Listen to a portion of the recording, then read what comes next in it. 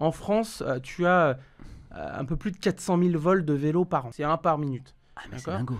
dingo. Et ben sur ces 400 000 personnes, il y en a un quart, donc 100 000 personnes, qui arrêtent chaque année de faire du vélo. Donc la mission de Sherlock, ça a été vraiment de dire, en fait, si on veut débloquer massivement l'usage du vélo, il faut répondre à cette peur du vol. Notre investisseur principal qui me rappelle le lendemain en disant, écoute, on a 80 boîtes en portefeuille et en fait, on n'a encore jamais vu ça, cette capacité de décision aussi rapide, de lecture de l'environnement, mais surtout d'exécution derrière. Donc, c'est vraiment ce qu'il fallait faire. Donc, bravo. J'ai même des gens qu'on a dû laisser partir qui m'ont dit, ça me fait chier parce que j'adore cette boîte et c'est chouette et tout. En revanche, je peux qu'applaudir parce que c'est vraiment ce qu'il fallait faire. Et ça me rend vraiment particulièrement fier. En fait, c'est un peu comme tuer son premier-né, quoi. Il y a un vrai attachement au hardware, à son cadenas et tout. Donc, même pour une partie de l'équipe, c'est dur. Ça marchait, on avançait, ça plaisait. Ah ouais, mais on arrête.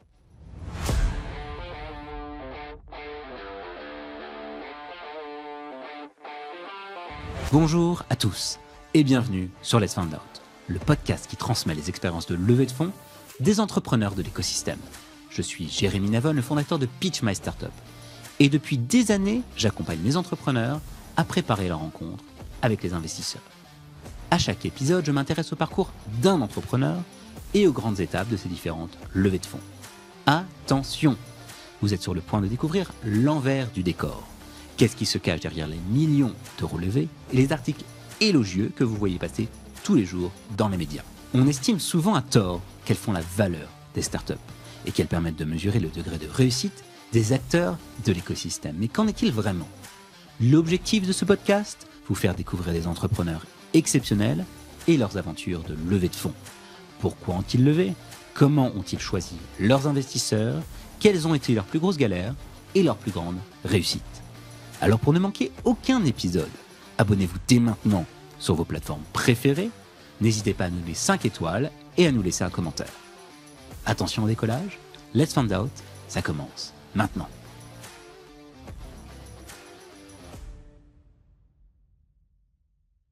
Aujourd'hui, je suis ravi d'accueillir Alexandre Mola, cofondateur et CEO de Sherlock. Salut Alexandre. Bonjour Jérémy.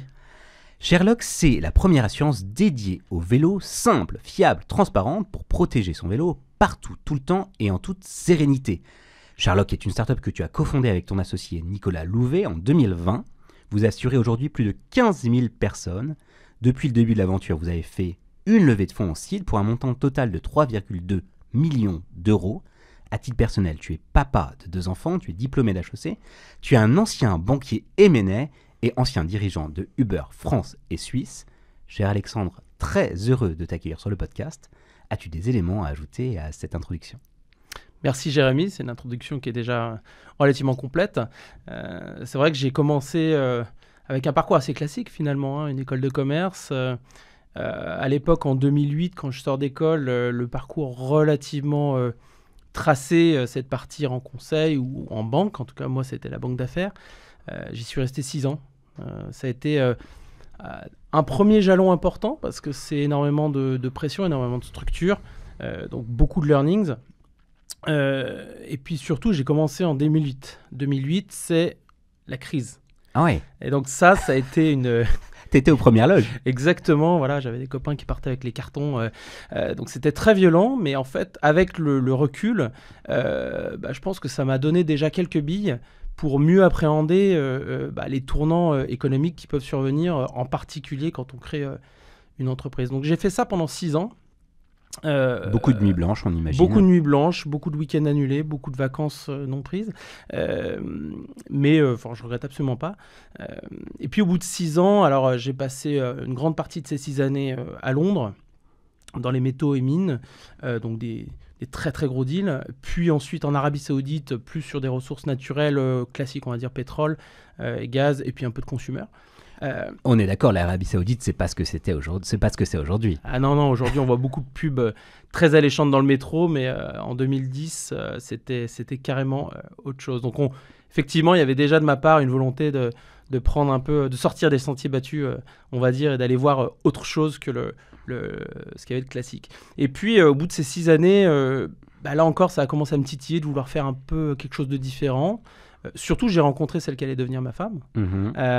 Et donc, ça a été un peu un tournant personnel. J'ai décidé de quitter l'Arabie Saoudite pour revenir à Paris. Pendant plusieurs mois, j'ai essayé de trouver une belle opportunité. Je n'ai jamais trouvé ce que je voulais. Et puis finalement, en juin 2013, je me dis, c'est pas grave. Pour faire bouger les lignes, il faut bouger soi-même. Et ensuite, il se passe des choses. Ça, c'est un peu aussi un fil conducteur de comment je réfléchis en termes de business. Et donc, j'ai décidé de quitter mon emploi. Je suis arrivé à Paris en juin 2013. Et là, au bout de 2 semaines, je rencontre un copain d'école qui venait de rejoindre une petite start-up dans la mobilité et qui me dit, écoute, on cherche quelqu'un en France. Il avait un parcours assez similaire à moi, banque d'affaires, fonds, et puis surtout, il avait la banane. Il était heureux. Il était heureux. Il s'éclatait. Et quand je le vois, je me dis, oula, je sais pas ce que c'est cette petite boîte de taxi, mais là, il y a un truc qui est en train de se passer, donc je fonce. Voilà. Et donc, j'ai passé 6 ans chez Uber. Ouais, est-ce que c'est de Uber dont on parle? Ça, c'était Uber.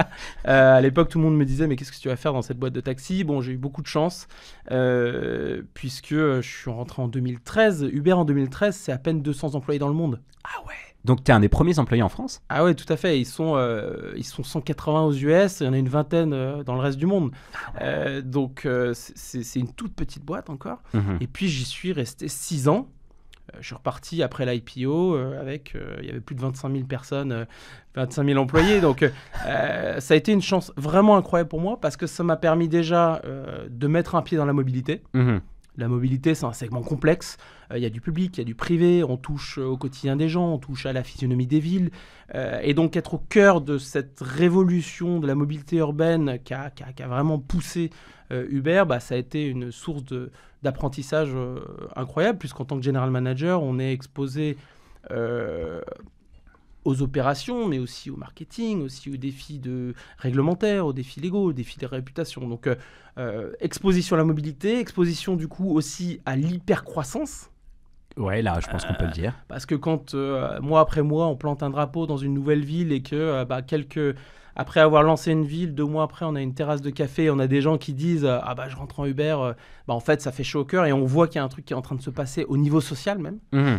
Donc ça a été une deuxième partie de l'expérience qui a été incroyable. Et puis, troisième raison... Attends une seconde. Quand le mot rentre dans le langage courant, ça, c'est une folie. Ouais, parce que tu as vécu ça. Ouais, c'est une folie.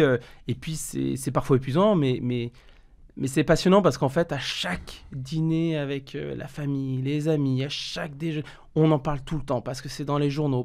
Donc, il se passe quelque chose qui est extrêmement puissant et duquel on fait complètement partie. Donc ça, c'est une excitation permanente et parfois éreintante, surtout pour nos proches. Mais c'est fascinant. Et puis, troisième raison pour laquelle Uber, ça a été un tournant pour Sherlock aujourd'hui, c'est que c'est là où j'ai rencontré mon associé. Ah ouais.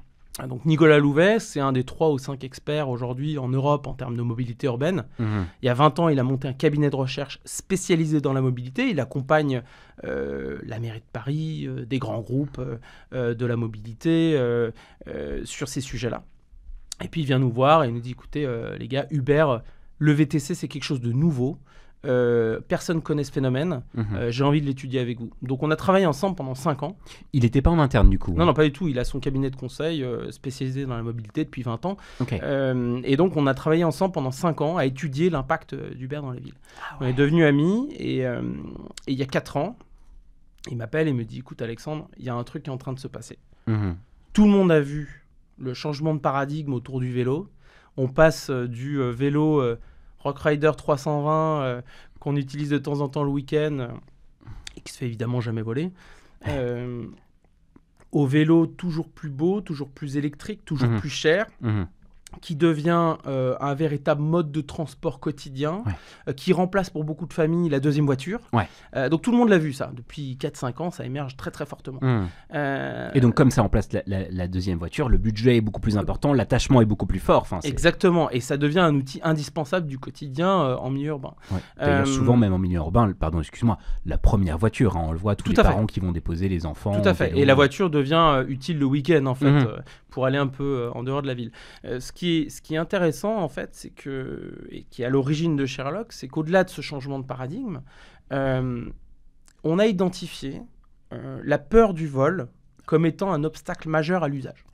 À l'achat également ou à l'usage La peur à l'usage, la peur du vol à l'usage et puis même à l'achat, effectivement. Les gens se disent, bah non, en fait, je ne vais pas prendre un vélo. Pire, on a des gens en fait qui arrêtent de faire du vélo parce qu'ils se sont fait voler leur vélo. Donc il faut savoir que, parce que le matin, si on se dit, bah, je dois aller à tel endroit, je ne sais pas où mettre mon vélo, j'ai peur de me le faire voler, je ne prends pas mon vélo le matin. Donc on a tous les trajets de la journée qui ne vont pas avoir lieu.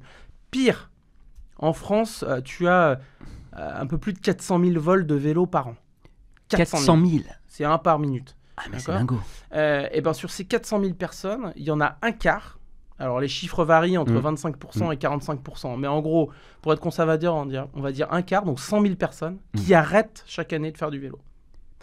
Donc on a identifié cette peur du vol comme un obstacle majeur à l'usage du vélo. Donc la mission de Sherlock, ça a été vraiment de dire, bah, en fait, si on veut débloquer massivement l'usage du vélo, il faut répondre à cette peur du vol. C'est évident. J'ai eu la chance de vivre un peu à l'étranger et j'ai toujours été surpris, même dans des pays où il n'y a pas de vol, l'Irlande en particulier, la seule chose qui était volée, c'était des vélos. Et je ne suis pas loin de penser que le vélo est juste l'objet le plus volé au monde. C'est possible parce qu'il est visible, la sécurisation reste limitée. C'est facile à voler. Et puis aujourd'hui, il y a une valeur de revente qui est de plus en plus élevée. Donc il y a même eu ça s'est un peu calmé, mais il y a même eu une pénurie aussi de vélos avec les grosses disruptions qu'on a vues en termes de supply chain ces dernières années. Donc en fait, il y avait une valeur de revente qui ne cessait de s'élever. Donc oui, c'est possible que ça soit parmi les objets les plus volés. Donc on a commencé, pour répondre à cette peur du vol, par inventer, alors je dis toujours, on a commencé par le plus facile, le hardware. Okay.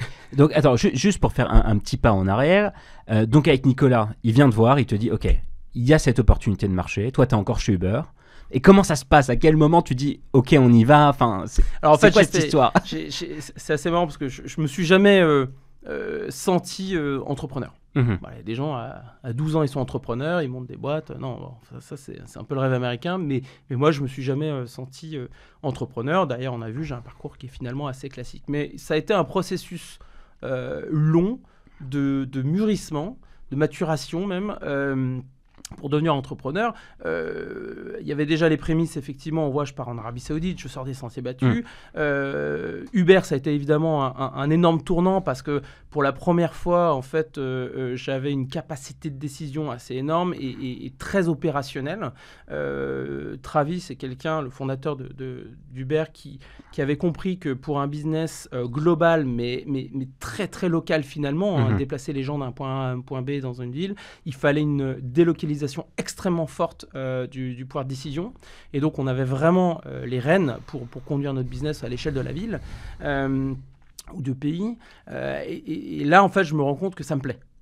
Ça me plaît d'avoir de l'impact dans les recrutements, de l'impact dans le business qu'on conduit, de l'impact. On peut tester, on peut se tromper, mais en tout cas, on avance et on a cette excitation de la décision et de l'impact. Et puis, la deuxième petite chose qui a contribué à ma maturation, c'est le fait de voir, de manière un peu prétentieuse, je vais dire ça, des gens que je considérais pas forcément très brillants, réussir néanmoins de très très belles choses, de très très belles boîtes, voilà. Et là, ça a commencé à gérer. Je dis, quand même, ça a l'air vraiment excitant, ça a l'air de me plaire, et puis, pourquoi pas moi? Est-ce que je suis vraiment plus nul qu'un autre? Il y a des gens, ils n'ont pas forcément le parcours, ils n'ont pas forcément les bonnes expériences. Quand tu leur parles, ils n'ont pas l'air... Ouais, c'est particulièrement plus intelligent que moi et pourtant ils font des trucs exceptionnels, c'est ça. Je vais le dire de manière, c'est très prétentieux, mais c'est exactement ça. Alors je suis quelqu'un de très très humble par ailleurs parce que l'humilité, c'est la première qualité qu'il faut pour un entrepreneur, savoir écouter, apprendre, itérer. Et puis derrière il y a le déclic avec Nicolas qui vient me chercher et me dit, écoute Alexandre, est-ce que tu veux faire ça? Et moi à ce moment-là, j'ai déjà bien mûri. Je suis parti d'Uber déjà, je suis dans j'ai commencé une autre aventure, mais dans laquelle je ne suis pas vraiment en train de me réaliser. Et donc là, je ne me pose même pas de questions, en fait. Je me dis, ça a l'air complètement fou. Et effectivement, avec le recul, je me dis, c'est un peu fou, mais on y va. Et pourquoi c'est fou? Parce qu'au lieu de commencer par des choses simples, à l'époque, tout le monde veut faire du SaaS B2B, en fait, on commence par le hardware. C'est ce que tu disais, vous commencez par le... On Alors c'est commence quoi le par hardware? Le hardware, on a inventé le premier cadenas partagé au monde. Ok. L'idée, elle est assez simple. L'idée, elle est de dire, en fait, on a du mobilier urbain partout. Mhm. On va inventer un cadenas qui va s'installer en moins de 5 minutes sur du mobilier urbain, qu'on va pouvoir déployer à travers la ville afin de créer une infrastructure partagée, un réseau de cadenas auquel on va pouvoir accéder via une application. Ok, donc pas besoin de créer une borne comme Autolib. Non. Tout ça, c'est sans génie civil, sans branchement.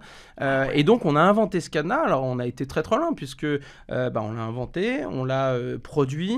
On l'a produit à grande échelle, au-delà des protos. On l'a déployé, on l'a opéré et on l'a même breveté. Donc, on a vraiment fait tout le cycle. Et aujourd'hui, on a des discussions avec des grands industriels pour revendre en fait cette partie du business. Donc ça, c'est ce qui est le plus complexe dans l'entrepreneuriat. Moi, j'ai entendu plusieurs fois, créer une boîte, c'est difficile, mais créer une boîte de hardware, c'est 10 fois plus dur. Donc on a commencé par ça. Donc en 2020, vous décidez de lancer une boîte hardware de cadenas connectés que vous déployez dans les villes. Vous l'avez déployé dans la tout à fait, on a eu plus de 1000 cadenas déployés. Ouais. On en a eu une grande partie déployée à Nice d'ailleurs, donc on avait vraiment tout un réseau. Et puis dans plusieurs villes en Ile-de-France, à Vincennes, à Boulogne, à Meaux, à Sceaux. Comment vous le financez, ce premier projet? Le hardware, ça coûte super cher et il n'y a pas beaucoup de gens qui veulent financer du hardware. Alors c'est très compliqué. Alors là, ça revient un petit peu à la mode, mais en 2020, personne ne veut financer du hardware. Ouais. Et avec le recul, je me dis, mais voilà, c'est face à 2 personnes qui n'ont jamais fait de hardware, donc, qui sont aussi des primo-entrepreneurs, si je peux dire. Même si, moi j'avais quand même une grosse expérience chez Uber, Nicolas, lui, il a quand même, ça fait 20 ans qu'il a monté sa propre boîte, donc il y avait quand même un terreau relativement fertile. Mais le hardware, oui, c'est extrêmement compliqué. Et c'est pas vraiment ce que veulent financer les fonds. Donc en fait, Nicolas et moi, on a mis de notre poche 300 000 € pour lancer l'aventure. Ok. À ce moment, vous êtes allé voir quand même des business angels, des fonds pour essayer de lever auprès d'eux, ou vous vous êtes dit non, on s'embête pas, on y va avec Alors en fonds propres? début, non. Ok. Au début, on a mis, c'est nous qui avons mis ces premiers 300 000 € pour lancer la R&D, pour lancer la production des premiers prototypes. On est allé jusqu'à la production des 100 premiers prototypes. Ces prototypes-là, au bout de 6 mois seulement, ils ont été déployés dans une ville. Ils ont été opérés pendant quasiment 1 an. Donc en gros, on est allé très très très vite. Okay. Ça veut dire que moi, j'avais mon vélo, je pouvais aller... Donc c'était quelle ville, pardon? C'était à Rouen. Ok, j'étais rouennais, j'avais mon vélo, je pouvais dans la ville aller, tout à fait. Attacher mon vélo à une borne. On avait une petite centaine d'utilisateurs réguliers à Rouen qui utilisaient notre réseau à Rouen, qui avaient leur vélo qui était protégé, qui bénéficiaient d'une assurance parce qu'on avait déjà intégré l'assurance dans notre système. Donc oui, ça fonctionnait déjà. Et puis après, c'est là où on a les premiers business angels. Donc on a notamment Aurélien Demeaux, Nicolas Stigman, donc des entrepreneurs qui avaient déjà réussi sur certaines de leurs aventures, ainsi qu'un family office genevois. Qui vous rejoignent du coup après le premier POC réussi, c'est ça? Il n'était pas encore déployé le POC. Okay. On allait le déployer, donc on a signé les BSA 2 mois avant de déployer le POC, donc on était déjà un peu avancé. Mais ils ont fait le pari très très tôt, effectivement. Okay. Et vous décidez de faire ça en BSA parce que plus simple. Pour aller vite. Okay. Ouais, pour aller vite, tout à fait. Vous leur vendez à ce moment-là quoi, le hardware ou déjà la vision assurance qui est aujourd'hui le cœur de l'activité de Sherlock? On vend avant tout la vision hardware, le déploiement d'un réseau de cadenas à grande échelle dans plusieurs villes en France et en Europe. Et on a déjà réfléchi au next step, au-delà du cadenas, qui sera l'assurance. Puisque le play long terme, c'est vraiment d'accumuler énormément de données avec les cadenas pour ensuite créer la première assurance dédiée au vélo sur la base de données absolument unique. Ça, c'était le play de départ. Et en fait, ce qui s'est passé, c'est qu'assez rapidement, on avait une petite fonctionnalité très intéressante dans le cadenas, c'est que comme on avait déjà inclus de l'assurance dans le cadenas, on obligeait les utilisateurs à prendre en photo leur vélo quand ils mettaient leur vélo sur le cadenas. Okay. Comme ça, on était sûr qu'il y avait un vélo, il n'y avait pas de fraude. S'ils nous disaient « je me suis fait voler mon vélo », on pouvait le voir. Et on s'est rendu compte que cette petite fonctionnalité, ce petit geste, qu'on voit d'ailleurs sur les trottinettes ou autres, ne gênait pas du tout les assurés. Ouais. Enfin, les utilisateurs. C'est ce que les gens font quand ils vont louer une voiture, par exemple. Exactement. Mmh. Et donc on s'est dit, mais en fait, c'est trop bête. On va pas attendre d'avoir des dizaines de milliers de cadenas déployés pour récolter de la donnée. Mmh. On va utiliser cette fonctionnalité photo directement dans une assurance qui sera complètement décorrélée du cadenas. Ok. Comme ça, on va pouvoir assurer tout le monde, partout, tout le temps, et on va pouvoir, avec ces assurés, récolter énormément de données pour comprendre où les gens se garent, à quelle heure, combien de temps, grâce à des outils d'intelligence artificielle. Attends une seconde, tu vas un peu vite pour moi. C'est quoi le lien entre la photo que les gens prennent et l'assurance? Parce que pour toi, c'est évident, c'est votre métier. Pour moi, c'est pas évident. Aujourd'hui, donc, à l'époque, je décide d'utiliser Sherlock. Je suis à Rouen et dans les villes dans lesquelles vous déployez, Vincennes, Saint-Mandé, etc.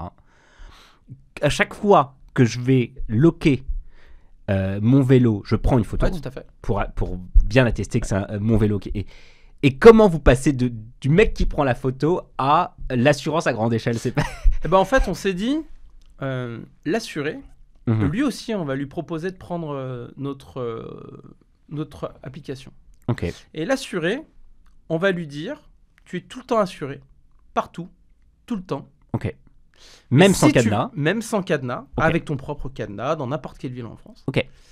Donc c'est complètement décorrélé du cadenas. Et si tu veux, tu peux prendre en photo ton vélo quand tu le gares dans la rue, avec notre application. Ok. Et si tu prends cette photo, tu as un vrai incentive puisque ta franchise est divisée par 2 en cas de sinistre. Ah ouais. Donc l'assuré se dit, bah ouais, moi je vais prendre... Enfin, une partie de nos assurés dit, Mm. bah ouais, moi ça m'intéresse, je vais prendre la photo comme ça. Mhm. Et moi, s'il prend cette photo, je vais savoir où il se gare, Mhm. à quelle heure, pendant combien de temps. Grâce à des outils d'intelligence artificielle qu'on développe en interne, on va être capable de reconnaître que c'est le bon vélo. On Ok. va être capable de reconnaître qu'il y a un cadenas. On va être Mhm. capable de reconnaître que ce cadenas sécurise bien le vélo par le cadre à un point fixe. On va Mhm. être capable de reconnaître le point fixe. Est-ce que c'est un arceau? Est-ce que c'est Mhm. un arbre? Est-ce que c'est une poubelle? Mhm. On va être capable de reconnaître s'il y a une batterie sur le vélo. On va être capable Mhm. de reconnaître s'il y a un siège bébé et ainsi de suite. Et donc, grâce à ces photos, nous on récolte énormément de données qui Ok. nous permettent, d'optimiser nos opérations, la gestion de sinistres en partie automatisée par exemple, l'antifraude, voilà. Surtout, de manière générale, ça nous permet de comprendre comme aucun autre acteur de l'assurance vélo, puisque c'est un nouveau segment, ça c'est très important. Il n'existait pas d'assurance vélo il y a encore quelques années. C'est vous qui l'avez lancé en France? Alors, je pense qu'on a été parmi les premiers. Alors jusqu'à présent, il y avait des options dans des assurances habitation, Ouais. ce genre de choses. Et donc ce qui est intéressant, c'est qu'on est les premiers à comprendre, comme aucun autre acteur, le risque vélo. Ok. Et pourquoi c'est important? Ouais. Bah, parce que ça nous permet d'itérer sur nos produits et notamment sur les conditions et le prix Mhm. pour offrir la meilleure assurance au meilleur prix, tout en maîtrisant la qualité du portefeuille d'un point de vue assurantiel, à savoir le S sur P, qui est un vrai sujet. Il y a 2 ans, quand on a lancé ça, les assureurs nous disaient non mais risque vélo inassurable. Donc, ah Trop ouais. de fraude, trop de vol et tout. Bon, aujourd'hui, on a des cohortes qui sont saines Mhm. et on travaille avec les plus grands assureurs parce qu'en fait, on a réussi à maîtriser en fait, cette sinistralité. Et donc, cette donnée... Donc vous connaissez les chiffres comme personne, c'est ça, sur le vélo? Exactement. Et mieux, ce qu'on est en train, parce que la vision, il faut qu'on pousse, c'est non seulement de récolter ces données, de les analyser, notamment grâce à l'intelligence artificielle, mais pas uniquement, de l'utiliser pour optimiser nos opérations, connaître ce risque, mais c'est aussi de rendre ces données, ou une partie de ces données, packagées sous forme de conseils et de bonnes pratiques à nos assurés. Et donc, Aux assurés, parce que moi je pensais naturellement aux villes. alors il y a les villes, mais avant tout, on travaille avec les assureurs, donc eux, on les aide à mieux comprendre ce risque, Ok. puisque ce sont eux nos porteurs de risque, nous sommes courtiers. Mais aux assurés, on va leur dire, par exemple, attention, dans cette rue, le risque est plus élevé. Ah ouais. Et donc ça permet de créer c'est fou, une ça. boucle itérative très puissante, puisque aux assurés, on crée de la valeur puisqu'on leur permet de réduire leurs risques. Évidemment, c'est très utile à l'assureur puisque ça permet de réduire la sinistralité. Et puis nous, en tant que courtier, ça va créer de la stickiness puisque les utilisateurs vont utiliser toujours plus notre application parce qu'elle est utile. Il faut savoir qu'en assurance, contrairement à la banque, on va tous les jours dans notre application. En assurance, on parle à l'assureur le jour où on signe Bien et sûr. le jour où il y a un sinistre. Ouais. Bah, nous, aujourd'hui, on a quasiment 30% de nos assurés qui sont actifs chaque mois, ce qui est colossal en assurance. Et pourquoi ? Parce que certains utilisent la photo régulièrement parce que ça les rassure, ça conscientise le risque, ça conscientise le fait qu'ils sont protégés. Ils peuvent même se dire « Ah bah oui, c'est bon, j'avais mis mon vélo là. Ah oui, c'est bon, je l'ai bien sécurisé. » Comment tu partages les best practices du coup ? Dans l'application. Donc dans l'application, par exemple, vous allez avoir une pop-up qui dit « Attention, cette rue est plus risquée que celle d'à côté. » Et on va voir le niveau de risque par un jeu de couleurs dans les rues qui nous entourent. Ça, c'est un exemple. On va mettre aussi, c'est tout bête, mais les arceaux vélos. Il y a des arceaux vélos partout en ville. Mais oui, mais comment on fait pour les trouver ? Nous, on les a mis dans l'application. On a du routing, c'est bête, mais proposer aux assurés vélos quel est le chemin optimisé en fonction des pistes cyclables, c'est utile. Et c'est en ajoutant... Vous allez jusque-là ? Tout à fait, c'est ce qu'on fait aujourd'hui. Et c'est en ajoutant en permanence des fonctionnalités utiles aux cyclistes qu'on va avoir des assurés qui vont aller de plus en plus régulièrement dans notre application. Mais ce qui est très puissant, c'est de pouvoir dire on a une application qui est utilisée, donc on peut leur parler à nos assurés. Et ça, c'est très puissant. Et aujourd'hui, c'est pour ça qu'on peut leur dire attention, cette rue, elle est plus risquée que celle d'à côté, mais plutôt ton vélo dans la rue d'à côté. Oh, et par ailleurs, on sait que la plupart du temps, tu accroches ton vélo sur une poubelle. Sache que le risque est beaucoup plus élevé sur une poubelle que sur un arceau vélo classique.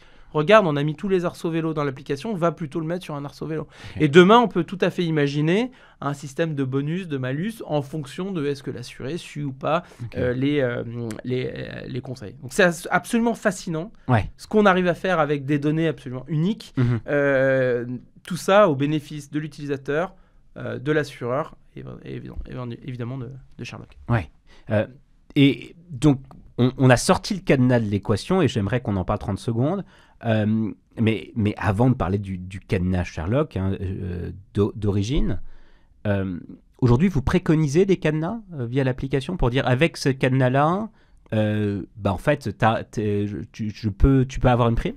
Tout à fait, on commence à avoir une compréhension assez fine en fait de la qualité des cadenas. Et donc, si tu vas sur notre site, tu auras une liste de cadenas qui sont conseillés. Aussi des cadenas qu'on n'accepte pas, tout simplement. Donc, ça, c'est important aussi pour que l'assurance soit valide. Il faut avoir un cadenas qui est dans la liste, mais qui est relativement grande, donc il n'y a pas vraiment de sujet à trouver un cadenas, mais ça fait partie du conseil aussi que nous, on veut pousser. En fait, avoir un bon cadenas, c'est la première chose à faire pour éviter de se le faire voler. Vous créez en 2020. Vous investissez vous-même dans la boîte. Vous allez faire des BSA avec des premiers business angels et family office. Vous accélérez en 2021. Et après, vous faites une levée de 3,2 millions. Vous la faites quand, cette levée ? Elle est annoncée en septembre 2021. Ok. Et les discussions ont commencé en mars. Enfin, c'est des discussions continues, évidemment. Okay. Mais la discussion vraiment pitch, intérêt et itération, term sheet, c'est mars à juillet, closing en juillet et annonce en septembre. Donc assez rapide. Ça allait assez rapidement. Pourquoi ? Parce qu'en fait, quand on fait du hardware... Parce que vous étiez sur le hardware. On était sur le hardware, même si dans tous nos pitchs, il y avait l'assurance, parce que c'était vraiment le next step, c'était vraiment la vision. On était obligé de parler de ce qu'on faisait, et c'était le cadenas avant tout. Et en fait, le tri, il est extrêmement violent et simple. C'est-à-dire que la plupart des fonds qu'on voit veulent faire du SaaS B2B, et ça ne s'intéresse pas du tout au hardware. Et pour cause, c'est très très compliqué. Et puis il y a un fonds qui voit en fait l'assurance. Ok. Il le voit. C'est qui ? C'est Brega. Ok. Il le voit. Il voit qu'on avance très très vite sur le hardware, donc je pense que ils ont pas ne pas être fan de hardware, des gens qui le font très bien. Alors, pour le coup, Brega, c'est des gens qui sont capables de prendre des paris assez incroyables, y compris dans le hardware. Okay. C'est eux qui ont fait Exotech en early stage, magnifique boîte de hardware qui est une licorne aujourd'hui. Ils ont fait Alice et Bob, c'est quand même du calcul quantique. Ils ont fait CrowdSec, c'est de la sécurité décentralisée c'est assez dingue. Enfin, donc ils sont capables de... Ça fait partie, je pense, de ceux qui sont capables de prendre des vrais paris en early stage. Et donc nous, ils ont vu le hardware. Ils étaient tout à fait conscients que c'était un énorme challenge. Ils ont vu aussi qu'on avançait, parce que déployer 100 protos dans une ville en 6 mois, en fait, c'est déjà un premier petit jalon. Et puis surtout, ils ont vu l'assurance. Ils ont dit non, mais en fait, ce qui compte finalement, c'est l'équipe, la capacité d'exécution. Et on voit le truc qui peut arriver derrière. Donc, est-ce qu'il y aura pivot ou pas, peu importe. Mais en gros, ils ont senti ça et c'est pour ça qu'ils ont été capables de prendre le pari. Et à partir du moment où ils ont voulu avancer, ça allait relativement vite. Ouais. D'autant plus qu'il y avait assez rapidement une très forte confiance qui s'est installée. Brega, ça a été fondé par 3 entrepreneurs. C'est des gens qui sont là depuis quand même une dizaine d'années. Ils ont, je crois, 5 ou 6 fonds. Donc, on était tout de suite en confiance et ça se passe d'ailleurs toujours extrêmement bien actuellement. Ouais. C'est eux qui ont l'idée, c'est eux qui sont allés chercher les autres fonds ou les autres business angels. Non, on en avait 2. On avait 2 fonds parce qu'on avait aussi la Caisse des dépôts et consignations, qui étaient des gens avec qui on discutait depuis le début. Puisque la Caisse des dépôts et consignations, donc c'est le bras armé de l'État sur tout ce qui est infrastructure et très gros projets. Il y avait un angle ville. Et ils avaient vu cet aspect équipement du territoire sur un sujet mobilité qui leur tient à cœur. Et donc très tôt, même avant Brega, on a été en discussion très approfondie avec les équipes de la Caisse des dépôts et consignations. Et donc ils ont été on board assez vite, mais ils ne peuvent pas être lead. Okay. Ça, c'est leur doctrine. Donc, ils sont toujours co-lead. Voilà. Et donc, au moment où on a eu Brega comme lead, tout de suite, on savait qu'on avait derrière la Caisse des dépôts. Donc, ça allait très vite derrière. Et du coup, le troisième player, tu parlais d'un autre fonds, du coup. Donc, Brega, Caisse des dépôts. Alors non, en fait, l'autre fonds, c'est un family office qu'on avait fait rentrer via un BSA juste avant, mais qui est semi-institutionnel parce qu'ils sont vraiment très gros aussi. Mais c'est vrai qu'on est allé assez vite. Et après, on a aussi un autre groupe d'angels qui nous a rejoint juste avant Brega, avec Eduardo Ronzano, avec Thibaut Elzière. Ah ouais. Tout à fait. Ok, donc assez prestigieux. Ah ouais, puis c'est des gens qui nous ont beaucoup challengé aussi dans notre modèle, dans notre pitch, dans notre vision, et ça nous a énormément aidé à itérer en fait sur notre vision, à affiner notre pitch. Effectivement, c'est des gens, en particulier Eduardo, avec qui à chaque fois que j'échange, je me prends un punch. Mais en fait, ça fait du bien parce que c'est toujours utile. Et, ça rend agile. Ouais, c'est vraiment... faut vraiment mettre son ego de côté en fait quand on est en levée de fonds. Parce que c'est un exercice qui peut être extrêmement dur. Parce qu'évidemment, quand on monte un projet, c'est quelque chose de très personnel finalement, qu'on le veuille ou pas, ça reste du business, mais en fait c'est très personnel parce que surtout au début, quand on n'a pas encore de business, en fait on se dit c'est moi qui juge. Donc quand on dit non, ils me disent non à moi avant de dire non au projet. Mais il y a quand même beaucoup de gens bienveillants et il y a des gens qui prennent le temps de faire du feedback. Il y a des gens qui disent non et en fait qui reviennent après. Et ça c'est hyper intéressant. Donc faut jamais lâcher en fait parce que les gens quand ils disent non, ils ont toujours des bonnes raisons. On peut les juger. On peut juger que ces raisons sont valides ou pas valides, mais en fait, pour ces personnes-là, elles sont valides. Et donc, il faut les écouter. On décide ensuite de les adresser, d'itérer ou pas. Mais en fait, il faut tracer sa ligne tout en incorporant les feedbacks et itérer. Et les investisseurs les plus intelligents, c'est ceux qui savent changer la vie, en fait. Tu as des investisseurs qui t'ont dit non et qui ont changé la vie, du coup.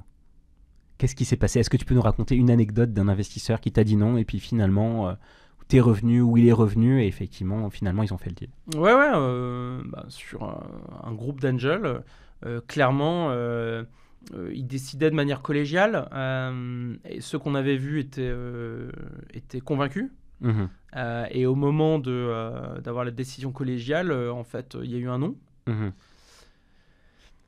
Et je sais pas ce qui s'est passé, mais j'ai été assez surpris parce qu'on avait une bonne dynamique. Et j'ai l'impression que et je me souviens plus exactement, mais peut-être que la personne qui a dit non, c'est la seule qu'on n'avait pas vue ou quelque chose comme ça. Et finalement, ce qui s'est passé, c'est que quelques semaines après, ils m'ont demandé de parler à cette personne. Ils sont revenus en disant non, mais en fait, il faut vraiment que tu parles à cette personne et tout. Et à partir de là, il y a eu une nouvelle décision collégiale qui cette fois a été positive, donc on a pu quand même, on a pu finalement avancer. Donc c'est intéressant et c'est pour ça aussi qu'il faut. Est-ce que c'était de l'ego à ton avis à ce moment-là ? Non. Ok, non, mais ça aurait pu. Non, c'était pas du tout de l'ego. Non, Il n'était pas convaincu, quoi. Ouais, parfois ça tient à très peu de choses. Et c'est pour ça que c'est très important d'être capable de tenir la distance. Être entrepreneur, c'est vraiment un énorme marathon. C'est une histoire de résilience. Et en fait, il faut encaisser. Moi, je suis un énorme fan de Sylvester Stallone. Et en fait, si on regarde ses premiers films, Rocky et Rambo, en fait, c'est vraiment ça. C'est l'histoire de gars qui sont un peu des outsiders, qui sont pas les grands flamboyants, mais en fait, surtout Rocky, qui y arrive avec le temps et avec la persévérance, avec le travail. Et ça, je trouve ça assez fantastique. Et une levée de fonds, l'entrepreneuriat, c'est vraiment ça. C'est les mecs qui encaissent mieux que les autres. En fait, il faut encaisser, il faut se relever, il faut avancer, il faut mettre son ego de côté, il faut pas s'arrêter à une défaite. Voilà. C'était quoi les moments les plus durs pour toi dans ces phases de levée de fonds ? C'est des questions qui sont pas faciles. Ouais, non, mais... En fait, ce qui est extrêmement dur, c'est alors déjà, il faut énormément d'énergie. Ouais. Ça, c'est juste quand pendant des mois, tu vois plusieurs personnes par semaine à réexpliquer en permanence le même pitch, ou même si tu l'améliores au fil du temps, mais il faut trouver une adrénaline. Et alors là, pour le coup, on peut être extrêmement fatigué, mais en fait, je pense que l'entrepreneur, il se révèle aussi dans ces moments-là, c'est-à-dire en fait, quand il y a ce petit coup de pression, en fait, t'es là. Quoi qu'il arrive, tu es toujours là, tu as le sourire, tu déroules, tu as cette énergie en fait qui fait que les gens en face ils disent ok, là il y a du feu, là en fait on voit que le gars ça fait 460 fois qu'il donne son pitch en 22 semaines, mais en fait il est toujours là, quoi. Donc je pense que ça c'est éreintant. C'est crevant. C'est vraiment crevant et surtout en fait c'est des pics de tension.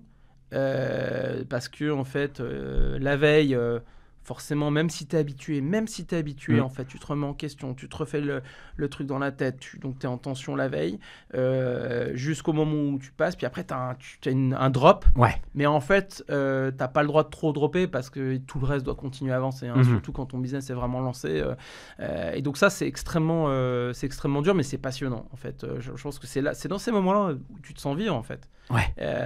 Et donc ça, je pense que ça, c'est ce qui est le plus passionnant, en tout cas au début. Comment tu faisais pour garder de l'énergie, excuse-moi ? Comment tu faisais pour te remettre en énergie à chaque fois ? Est-ce que tu as des petits trucs ? Est-ce que tu allais courir ? Est-ce que tu prenais un bain chaud ? C'était quoi tes tips ? Non, je pense qu'il n'y a pas de formule magique, c'est la puissance du process. Ah ouais, c'est la puissance du process, la puissance du protocole, la puissance du... en fait, j'ai 40 ans, je suis père de famille. En fait, je suis chez moi tous les soirs à 7h30. Parce que, en fait, c'est une espèce de contrainte dans mon agenda qui est une pulsation. Ouais, qui t'oblige à être très efficace. Je pars de chez moi tous les matins à 8h15 et j'arrive le soir tous les soirs à 19h30. Ça me permet de passer du temps avec mes enfants jusqu'à ce qu'ils s'endorment. Donc c'est un espèce de sas de décompression. Ça ne veut pas dire que tu ne travailles pas, parce que tu travailles toujours en tâche de fond. Il se passe toujours des choses. Il y a même des choses qui se débloquent quand justement tu prends un tout petit peu de recul. Donc voilà, le sommeil. Moi j'ai eu... Quand j'étais en banque d'affaires, mais aussi quand j'étais chez Uber, notamment au début, en fait, c'était des nuits à rallonge. Vraiment, c'était pendant des années où on se couchait à 2-3 heures du matin. En banque, j'étais content quand j'étais dans mon lit avant 3 heures du matin, ce qui est complètement ridicule. Aujourd'hui, ça n'existe plus, ça. Et donc, tu racontes ça à la Gen Z, ils se disent, mais ils sont fous. Ouais, on est dans un autre monde aujourd'hui. Mais ça m'a forgé, voilà. Mais c'est pas pour autant que j'ai continué là-dedans parce qu'en Mhm. fait, aujourd'hui, je suis pas dans la même position. À l'époque, j'étais Mhm. analyste, donc mon Mhm. boulot, c'était vraiment de produire, quoi. Mais aujourd'hui, en fait, si j'ai pas cette capacité de recul, que ce Mhm. soit en passant un peu de temps avec les enfants, en étant un peu à la maison, En dormant. en dormant, ben en fait, ça fonctionne pas. Et en fait, il y a un truc qui claque au bout d'un moment. Donc, en Mhm. fait, il faut avoir un setup qui te permet de tenir dans la durée, Ok. que ce soit en termes d'équilibre familial, en termes d'équilibre physique, d'équilibre mental. Et même, c'est là où, surtout quand tu es fondateur, CEO, tu es le seul à prendre les grandes décisions et à voir les grands tournants à prendre. C'est pas les gens qui sont à prod au quotidien Non, qui vont c'est voir ton ça. job. Et donc, t'es pas capable, je pense, c'est une conviction profonde, tu n'es pas capable d'avoir ce recul et de voir clairement ce qu'il faut faire si tu es que dans la production. Courir, par exemple, moi, ça m'aide beaucoup. Je cours tous les week-ends, Mhm. pas beaucoup, hein, je fais 45 minutes, 1 heure, mais tous les week-ends, à mon rythme. J'ai une séance de boxe par semaine. Ok, quand même. J'ai une séance de natation par semaine. Et ben en fait, ça, c'est un rythme qui me permet de prendre du recul. C'est des moments de 40-45 minutes. Des sas de décompression. Je pense complètement à autre chose. Et Ouais. en fait, ça, ça me permet de voir les choses beaucoup plus clairement. C'est ça qui m'a permis d'ailleurs de prendre le tournant qu'on a pris en 2023 de manière aussi radicale dans le tournant lui-même, d'un point de vue stratégique. Le tournant d'assurance, hein, pleine et entière, en laissant le cadenas de Voilà, côté. et hein. puis il y a aussi avec le tournant vers un focus rentabilité et tout ça. Donc, On va en parler. Et en fait, j'aurais pas pu prendre des décisions aussi radicales et exécuter de manière aussi claire et aussi rapidement si j'avais pas eu une certaine clarté d'esprit. Donc voilà, ce qui m'aide, c'est la puissance du process, la puissance du protocole. C'est intéressant. L'organisation de fer qui est la tienne, au quotidien, et avec quand même des sas de décompression qui sont très très clairs, hein, qui sont bien installés et qui sont immuables. C'est Tout ça à qu'on fait. entend. Et Ok. qui sont nécessaires, moi je le vois, hein, si pendant 2 semaines, parce que pour une raison ou pour une autre, j'ai dû annuler mes séances, je le ressens Mhm. physiquement et moralement. Pendant la levée de fonds, ça prend beaucoup de temps quand tu es CEO. Comment vous êtes organisé en interne déjà, combien de temps ça te prenait, toutes ces rencontres avec les invests? Est-ce que tu as beaucoup plus délégué avec tes équipes à ce moment-là? Comment ça s'est passé de façon opérationnelle? Ouais, sur la première levée, effectivement, ça prend, on va dire que ça me prenait la moitié de mon temps. Mhm. Parce qu'en seed, on n'a pas le luxe d'avoir une équipe pléthorique qui permet de trop déléguer. Et j'ai eu la chance aussi de recruter les premiers éléments qui ont été très rapidement des piliers et extrêmement brillants et qui ont vraiment pris le lead sur leur sujet. Ouais, qui ont pris le lead et en qui il y a eu rapidement une très très forte confiance. Donc ça s'est fait assez naturellement en fait. Et puis moi j'ai quand même un cofondateur qui est très impliqué au quotidien. J'ai aussi mon CTO qui nous a rejoint 3 mois après avoir au tout début aussi, et qui est quelqu'un d'exceptionnel dans la mesure où certes c'est un CTO, mais c'est aussi quelqu'un qui a un business acumen très poussé Mhm. et qui comprend les opérations. Donc en fait, là aussi, lui aussi, il a mis énormément les mains côté opération. Et donc, même avec une équipe extrêmement réduite, en fait, on a réussi à vraiment avancer. Et puis après, moi, je gardais quand même une bonne partie de mon temps sur des sujets plus opérationnels. Alors, pas forcément les plus sexy, mais des sujets purement administratifs, financiers, de suivi de la trésorerie, de règlement des factures, toutes ces choses-là, hein, trucs très opérationnels qui sont pas valorisés d'ailleurs. Hein, souvent, on oublie de valoriser ça, mais ça prend beaucoup de temps et c'est pas très intéressant. Donc voilà comment on s'organisait. Après, ça a changé puisqu'après on a grossi, on s'est structuré.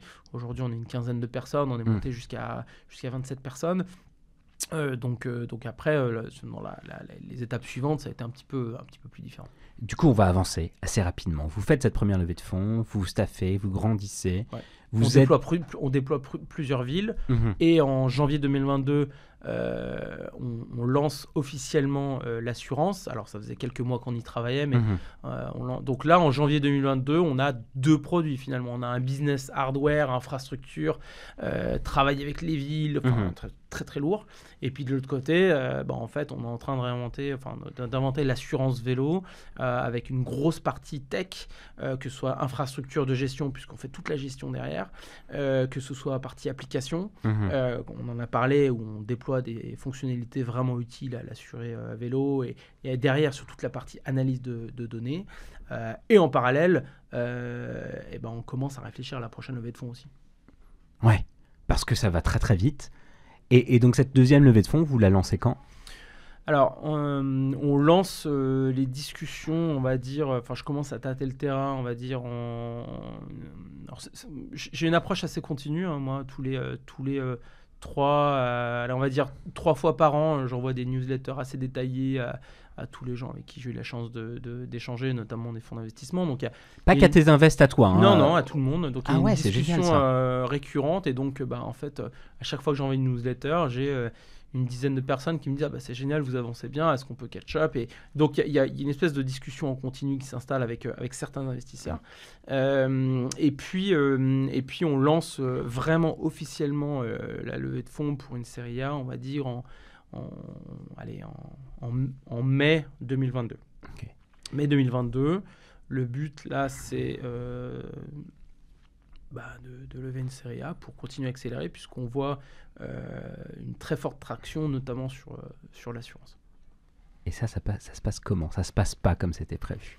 Non, parce que et je pense que ça, c'est l'autre qualité. La première qualité, c'est l'humilité. Et en fait, ça amène à un autre sujet, c'est être capable de lire en fait tous les signaux extérieurs du monde qui nous entoure. Parce que le monde, il peut changer assez radicalement, assez vite.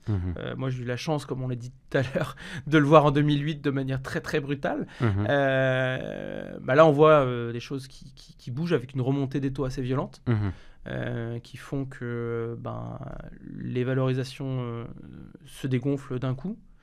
Les VC eux-mêmes ont un peu plus de mal à lever l'argent, donc commencent à avoir un peu d'incertitude sur la suite pour eux-mêmes. Et puis ils font pas leurs exits. Beaucoup plus de mal à faire les exits, beaucoup de boîtes qui font des bridges, tout ça. Donc, et puis en particulier dans la partie assurance. Ouais. En c'est France, vrai. Il y a eu deux, trois on va dire des échecs, hein, ouais. Il faut appeler les choses, c'est pas un échec parce que je suis pas là pour juger, mais en tout cas des histoires qui se terminent pas comme les investisseurs auraient voulu, et donc ça fait très très mal dans l'écosystème aussi. Donc moi, quand j'arrive au bout de 3 semaines, alors moi, ancien banquier d'affaires, j'ai un process hyper carré. J'ai 70 fonds, j'ai des introductions au niveau partenaire dans, je pense, une 60aine. Ouais.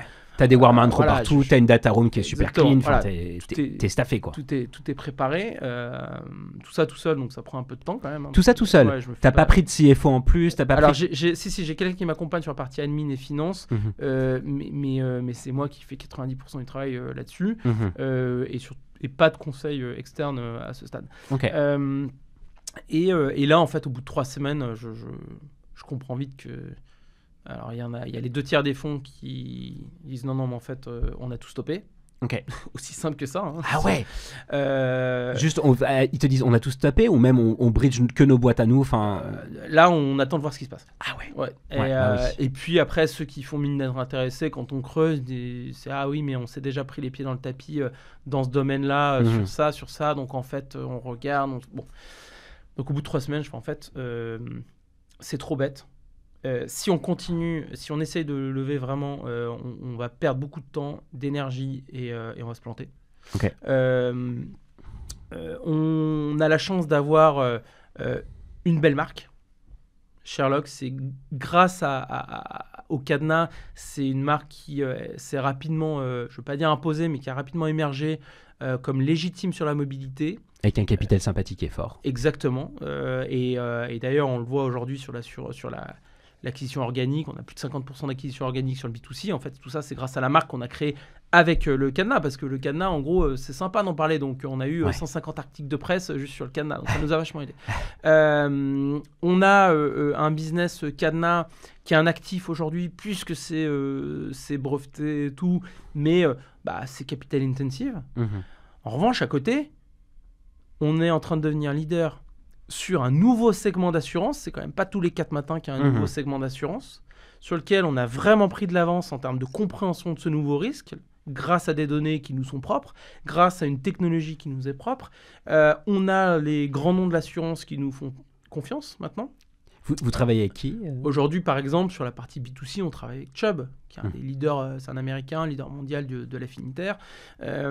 Et donc, je me dis, là, j'ai un déclic, et c'est ce dont on parlait tout à l'heure, en fait, pour voir clairement, il faut avoir un peu de recul, il faut avoir l'esprit clair. Et en fait, là, j'ai un déclic, je dis, mais en fait, on va parachever notre pivot, accélérer sur l'assurance, on va regarder qu'est-ce qu'on doit faire d'un point de vue structure de coût pour arriver au cash flow positif. C'est là qu'on voit l'ancien banquier. Ah là, mais cette réflexion, elle a dû prendre littéralement, je sais pas moi, 40 secondes. Ah ouais 40 secondes. Tu te rappelles où t'étais Ah oui, mais je m'en souviens très bien. J'étais en train de courir un samedi matin, fin mai ou début juin. Je dis non, mais en fait, là, c'est très très clair. Ça sert à rien. Il y a une partie au fond de moi qui dit ça me fait chier. Ça me fait chier. Tous ces gens, je sais pas, oui, on attend de voir peut-être demain, mais regarde, on a payé beaucoup trop cher il y a 12 mois. Bon. Par rapport à la Valo qui était la tienne, c'est ça ? Non, je te parle des gens qui ont investi dans d'autres entreprises du secteur quelques mois auparavant. Don't act. On a la chance d'avoir un super produit là, avec des marges. Attention, courtier en assurance sur un segment émergent avec une grosse partie d'optimisation, d'automatisation. On a énormément travaillé sur l'antifraude, sur plein de choses. Une forte valeur délivrée à vos clients. Et puis une vraie capacité à scaler aussi. Ça, c'est très important. Beaucoup de stickiness. On a... En moins de 2 ans, on a récolté plus de 150 000 photos de vélos garés qui sont analysées par nos IA et tout. On a 25% ou 30% d'utilisateurs actifs chaque mois. Donc, on a vraiment créé quelque chose. Je dis, en fait, c'est trop bête. On va y aller tout seul. Ok. On va faire ce qu'il faut pour être break-even. En tout cas, cash flow positif. Et donc là, ça a été un déclic. Je suis rentré, je me suis mis sur mon modèle. Et je me suis dit, OK, donc si on coupe tous les coûts, y compris le démantèlement, sur la partie cadenas. Okay. Exercice très difficile. Si on coupe tous les coûts sur la partie, ou une partie des coûts sur la partie marketing. Alors on faisait très attention, on a toujours une approche assez quasiment paysanne avec Nicolas, on veut vraiment construire une boîte pérenne. Mais OK, on va réduire l'investissement marketing. OK. Quitte à avoir un peu moins de croissance. Gestion de bon père de famille. Ouais, vraiment. Et puis, décision plus complexe. On a une équipe de 27 personnes. Qu'est-ce qu'on fait Donc là, voilà. Et en fait, et donc ça a été très très clair. Une fois que j'ai eu le déclic et je me suis dit, voilà, ça c'est les 3 grandes lignes du plan stratégique. Je pense qu'en l'espace de 2-3 heures de jouer avec mon modèle, j'avais 80% du plan qui était clair. Et alors après, ce qui est extrêmement important, c'est la communication à l'équipe. Bah ouais. Comment on fait ? Moi, j'ai une autre valeur qui est très importante chez Sherlock, c'est la transparence. On partage, on a des monthly, on partage tout. Toutes les semaines, j'envoie un weekly à l'équipe où je partage tout, même les sujets un peu plus touchy. Voilà. Et donc, j'ai toujours... Et le lundi, on a un point où... quand j'ai vu que l'environnement évoluait très très vite et pouvait être complexe, j'avais mis quelques jalons. J'essaye d'expliquer. En plus, on a beaucoup de gens, c'est leur premier job. Ils rentrent dans le monde de l'entreprise.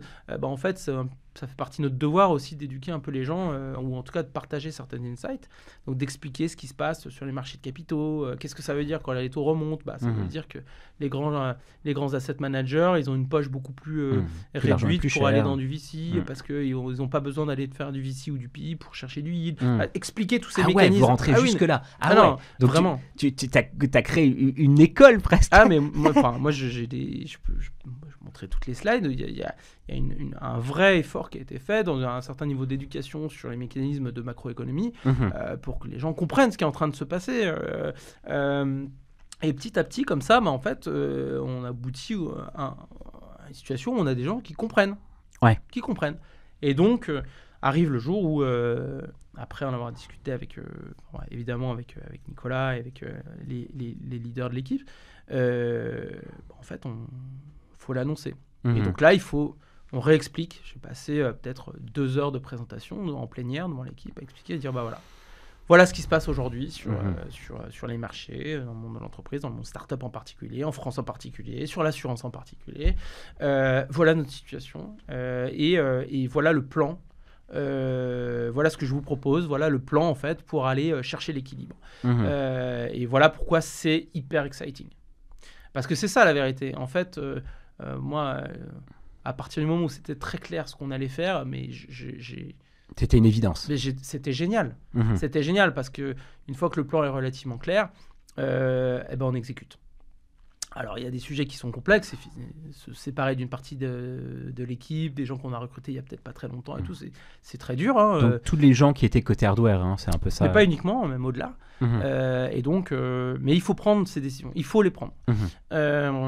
Et derrière, retirer les cadenas des villes, alors c'est lourd opérationnellement, mais en fait, il fallait le faire. Et puis, quand on a commencé par le hardware, en fait, c'est un peu comme tuer son premier-né, quoi. Il y a un vrai attachement au hardware, à son cadenas et tout. Donc, même pour une partie de l'équipe, c'est dur. C'est dire, on avance, cadenas, il est beau, ça marche, on est fiers. Bah ouais, mais en fait...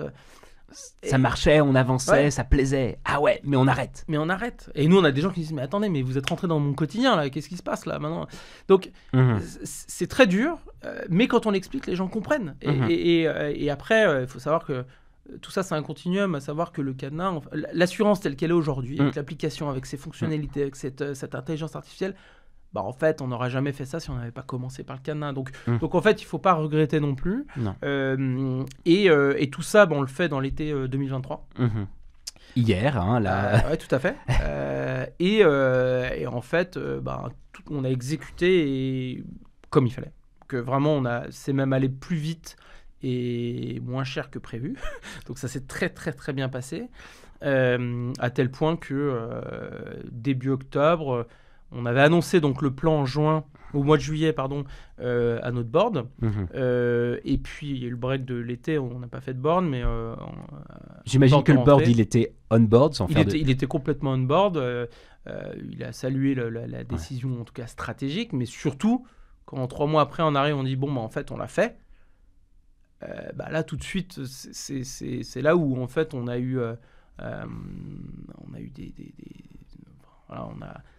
notre investisseur principal qui me rappelle le lendemain en disant écoute, on a 80 boîtes en portefeuille et en fait on n'a encore jamais vu ça, cette capacité de décision aussi rapide, de lecture de l'environnement, mais surtout d'exécution derrière. Donc c'est vraiment ce qu'il fallait faire, donc bravo. J'ai même des gens qu'on a dû laisser partir qui m'ont dit écoute Alexandre, à titre personnel, ça me fait chier parce que j'adore cette boîte et c'est chouette et tout. En revanche, je peux qu'applaudir parce que c'est vraiment ce qu'il fallait faire et ça a été bien fait. Et ça me rend vraiment particulièrement fier. Ce tournant et surtout derrière, en fait, le reste de l'équipe parce qu'il y avait un risque. Bien Quand sûr. on prend un tournant comme ça, il y a un risque de délitement, il y a un risque de défiance. En fait, non, au contraire. Donc aujourd'hui on est une quinzaine. Qu'est-ce qui s'est passé ? En fait on a le reste de l'équipe qui s'est vachement ressoudé. Il y a eu une relution de la culture et tout le monde est devenu encore plus engagé à fond et parce qu'ils ont vu en fait qu'on a pris le bon tournant au moment où il fallait le faire et qu'il était nécessaire. Donc ça a été une période vraiment challenging 2023, mais passionnante. Et surtout, en tant qu'entrepreneur, c'est une expérience assez géniale, quoi. Et donc, tu n'as pas fait cette levée de fonds ? Donc, je n'ai pas fait cette levée. Et vous êtes devenu rentable ? A priori, on sera cash flow positif avant la rentrée de septembre. Ouais. Ok. Et ça, c'est la nouvelle histoire de Sherlock, d'une certaine façon. C'est une histoire qui est moins dans le le cadre ou l'histoire préécrite que toutes les startups avaient en tête jusqu'à 2022. Ouais. C'est-à-dire que quasiment la seule option sur la table pour une boîte qui se montait, c'était de lever de l'argent avant même d'en avoir besoin, c'était de relever de l'argent quand on voyait qu'il y avait quelque chose, c'était de relever de l'argent quand ça avançait, et ainsi de suite. En fait, ce qui est hyper intéressant dans ce qui est en train de se passer, c'est que on voit que ça, c'est une voie qui peut fonctionner pour beaucoup d'entreprises. Et d'ailleurs, je pense que les boîtes de hardware, c'est aujourd'hui, ou avec de la R&D forte. Nous, on avait quand même pas mal de R&D sur la crypto, sur plein de choses. Tu ne dois pas parler de crypto juste maintenant, donc je ne sais pas de quoi tu parles. Non, mais sur toute la partie sécurisation, qui est assez complexe. Mais c'est ces boîtes-là qui sont parmi les plus légitimes, ou alors en biotech, par exemple. Ils n'ont pas le choix, ils sont obligés de lever de l'argent. Ils sont obligés. Voilà, je pense qu'on peut se poser la question de savoir si une boîte de SaaS B2B, elle a vraiment besoin de lever au tout début. Et donc, ce qui est hyper intéressant aussi, c'est de se dire, et peut-être qu'au bout d'un moment, une entreprise, lever est une des options. Et ça peut être tout à fait pertinent, par exemple, une fois qu'on a un business qui commence à être bien établi, bien maîtrisé et tout, pour aller attaquer un nouveau marché. Ça peut être très pertinent pour faire des acquisitions, ce genre de choses. Mais il y a aussi une voie qui peut être simplement de dire, bah non, en fait, aujourd'hui, on a de la forte croissance parce qu'on est sur un super segment, on a de l'avance, on a de la tech que personne n'a, et donc, en fait, on va aller créer de l'EBITDA et peut-être créer de la valeur d'autres manières, avec que ce soit avec du bancaire pour se financer, que ce soit financer avec des fournisseurs, dans certains segments ça fonctionne, que ce soit travailler avec des fonds de private equity qui ont une approche un peu différente, mais qui permet de créer énormément de valeur aussi pour les investisseurs existants ou les fondateurs. Donc ça remet sur la table tout un tas d'options d'évolution pour les entreprises, et ça c'est assez sain. Et du coup, c'est quoi les options auxquelles tu es en train de penser? Parce que, ok, tu as passé cette levée, tu as réussi à pas la faire, mais vous êtes toujours aussi ambitieux, voire encore plus ambitieux, vous avez les moyens de votre ambition. Qu'est-ce que tu veux faire de Sherlock et comment tu vas le développer maintenant avec, d'une certaine façon, ce nouvel mindset? Ouais, c'est une question qui n'est pas évidente.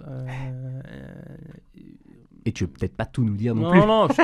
Non, mais je peux donner quelques billes sur mon état sur l'état de ma réflexion à ce stade. Déjà, la première priorité pour 2024, c'est on va atteindre autour de 30 000, entre 25 et 30 000 polices actives à la fin de l'année. Ça c'est un milestone qu'on s'est fixé, et on en passe de l'atteindre, donc il n'y a pas vraiment de sujet. L'autre milestone, c'est d'être cash flow positif. Ça c'est extrêmement important parce que ça c'est une grosse pierre vers la pérennité de l'entreprise, vers l'indépendance aussi de l'entreprise, qui va ensuite pouvoir nous permettre d'évaluer les différentes options qui s'offrent à nous. Et après, clairement aujourd'hui, le segment de l'assurance vélo, c'est un segment émergent sur lequel on se positionne, on est aujourd'hui positionné et on commence à être reconnu dans le monde de l'assurance comme leader, et avec une approche très différenciante. La dynamique, elle est similaire dans la plupart des pays européens. Donc clairement, il y a une ambition européenne derrière Sherlock, une fois qu'on a établi notre présence sur le marché français de manière très concrète. Et donc dans ce cadre-là, oui, il pourra y avoir clairement d'autres levées, avec un projet très précis, encore une fois, d'accélération sur des nouveaux marchés en Europe, éventuellement d'acquisition, puisque le courtage, c'est un business qui est très prône au build-up. Et encore une fois, en tant qu'ancien banquier M&A, je suis très alerte sur ces sujets. Ok, j'en doute pas. C'est quoi, on arrive sur les dernières questions, les conseils que tu donnerais à un jeune entrepreneur? Alors normalement, la vraie question, c'est qui souhaite lever des fonds pour la première fois, mais j'ai pas envie de la poser comme ça, qui souhaite se lancer pour la première fois et qui a le sentiment qu'il a besoin d'argent. Qu'est-ce que tu lui dirais potentiellement pour pas lever ou pour lever auprès des bonnes personnes?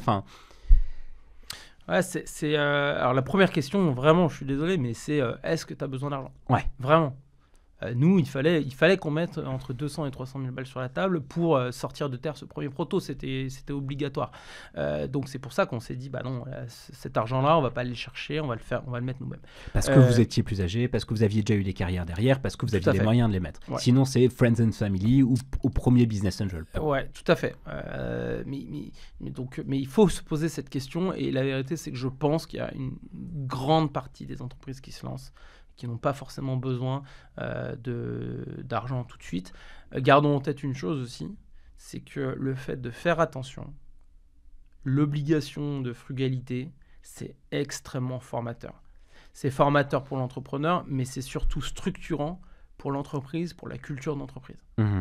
Ça, c'est un truc, quand on a été habitué à faire attention, en fait, on va créer de facto une boîte plus saine. Ouais. C'est quelque chose qui est très très important parce que ça peut conditionner énormément de choses pour la suite. En fait, si on lève 40 millions, mais en fait qu'on a toujours eu beaucoup d'argent, bah, ces 40 millions en termes de capital efficiency, ça va pas être vraiment optimal. Et d'ailleurs, on voit beaucoup d'entreprises qui lèvent beaucoup d'argent, mais qui finalement vont dans un mur parce que quand on gratte un petit peu, on voit qu'il y a eu des dépenses un petit peu... tout azimut sur des sujets qui sont pas... vraiment. Et donc ça, je pense, c'est vraiment le premier conseil. Est-ce qu'on a besoin d'argent ? Et puis après, c'est savoir si on a besoin d'argent, c'est qui les bonnes personnes. Mmh. Nous, on a pris à titre personnel, j'ai refusé de prendre de l'argent de Friends and Family au départ. Ok, super intéressant. Pourquoi ? Qui ça ? Parce que j'ai considéré que ça allait me créer une obligation supplémentaire, une pression supplémentaire que je voulais pas assumer en fait. Je trouvais que c'était encore beaucoup trop risqué et que ça allait être pour la plupart des gens qui allaient me donner de l'argent parce que c'était moi et parce qu'ils avaient envie de m'aider et tout ça. Et cette approche un peu irrationnelle me gênait vraiment. Okay. Et j'allais juste me mettre une pression colossale. Voilà. En revanche, le tour d'après, là, j'avais toujours des gens qui me disaient bah, « moi, j'aimerais bien chip in quand même, ça a l'air vraiment génial ce que vous faites, j'y crois, vous avancez et tout. » Là, je dis « Ok. » Maintenant, je vous considère comme un investisseur. Vous savez que vous allez tout perdre, vous pouvez tout perdre.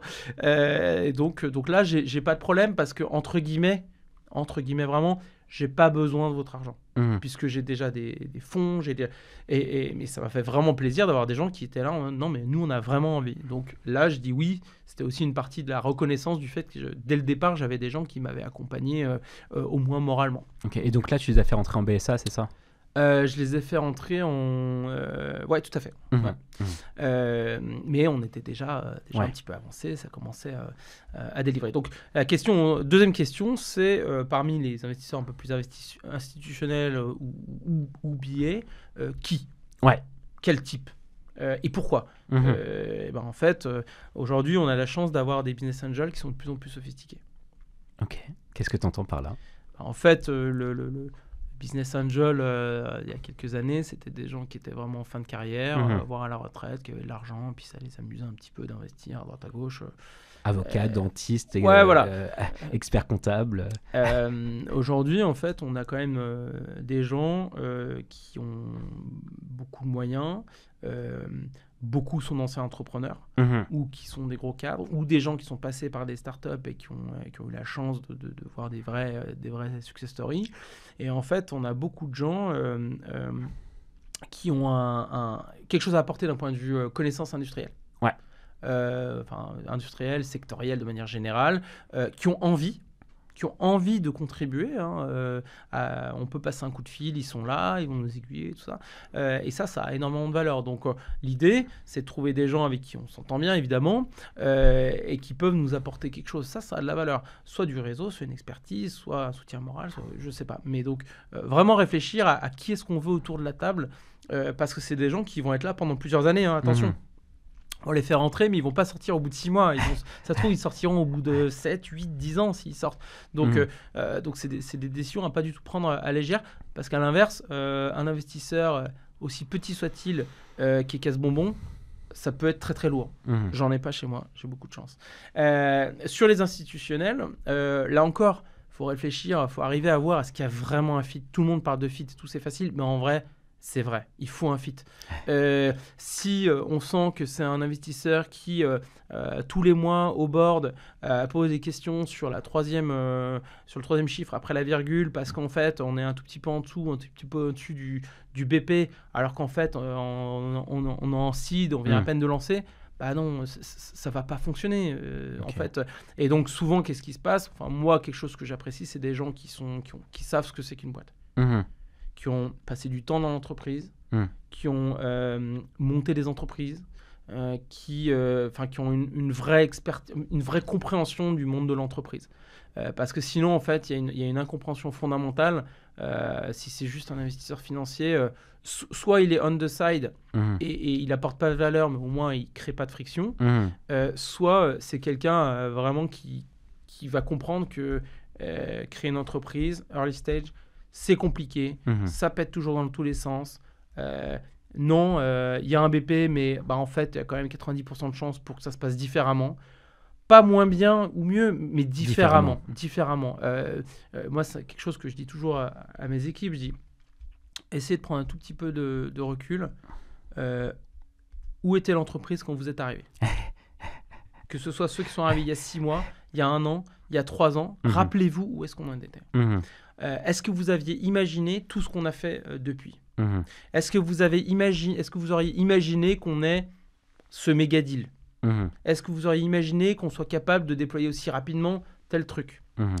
Oui, l'être humain a un biais de protection qui fait qu'on va anticiper tout ce qui peut mal se passer.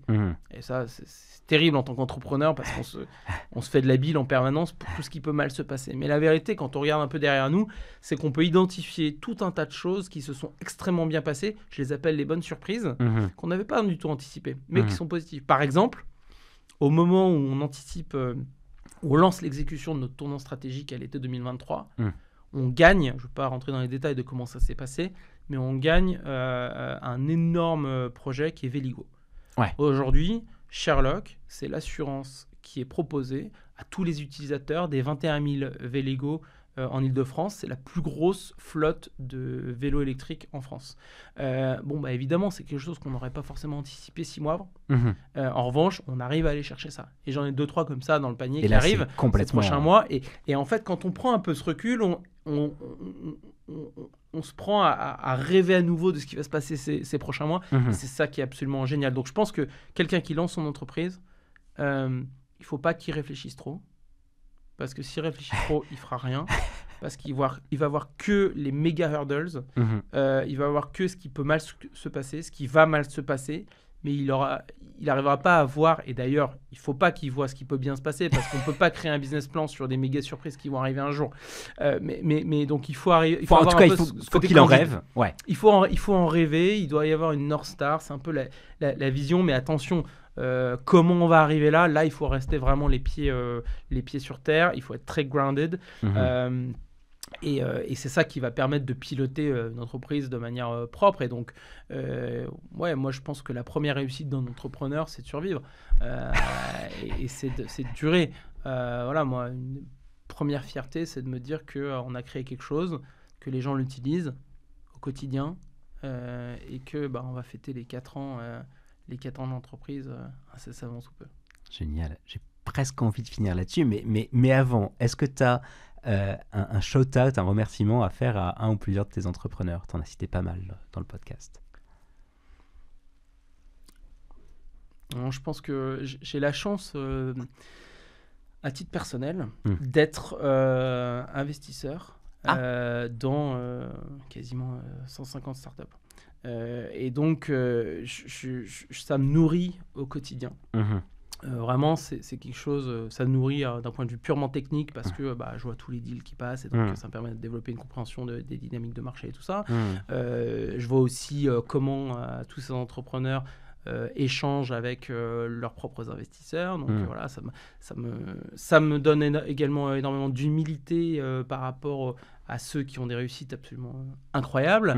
Et puis aussi voir d'autres personnes qui ont certains challenges, qui souvent d'ailleurs arrivent à les dépasser, mais pas toujours. Il y a des entreprises qui ferment, au bout de 4-5 ans, une entreprise qui ferme.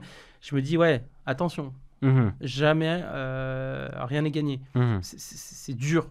Et ça va le rester, en fait. Il n'y a pas de plateau sympa, facile, en fait. Et donc, ça me permet vraiment de garder une vigueur, un enthousiasme.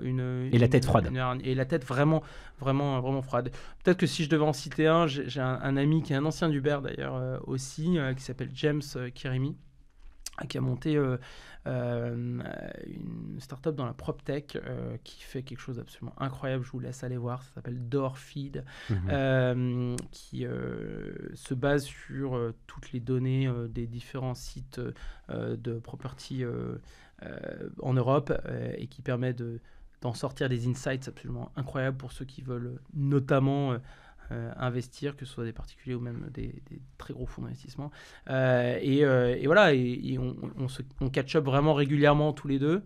Et en fait, on se tire la bourre, et puis surtout, on se conseille, on se donne des grosses tapes dans le dos, et ça fait du bien. Et pour finir, j'ai un autre collègue, alors lui, c'est un peu particulier, c'est lui qui m'a fait rentrer chez Uber. C'est grâce à lui, c'est Alexandre Drollers, qui aujourd'hui dans une très très belle scale-up aux États-Unis qui s'appelle Sword Health. Et pareil, c'est quelqu'un avec qui on échange quasiment toutes les semaines depuis maintenant plus de 10 ans. C'est une inspiration au quotidien parce qu'on a des parcours un peu différents maintenant.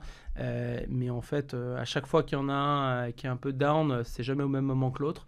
Donc en fait, ça nous permet tous les deux de se tirer vers le haut et de mûrir et d'avancer. Donc c'est deux personnes que j'aimerais remercier encore. Waouh, c'était l'occasion de le faire.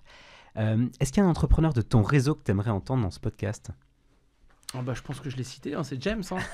James, pour le coup, je le trouve absolument fantastique, j'adore ce qu'il fait. Et donc, je serais très heureux qu'il puisse contribuer à ce podcast, c'est quelqu'un de passionnant. Bon, James, on t'envoie l'invite.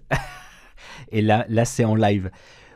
En guise de conclusion, quelques petites questions personnelles, déconnectées de la levée de fonds, pas forcément déconnectée de ta boîte.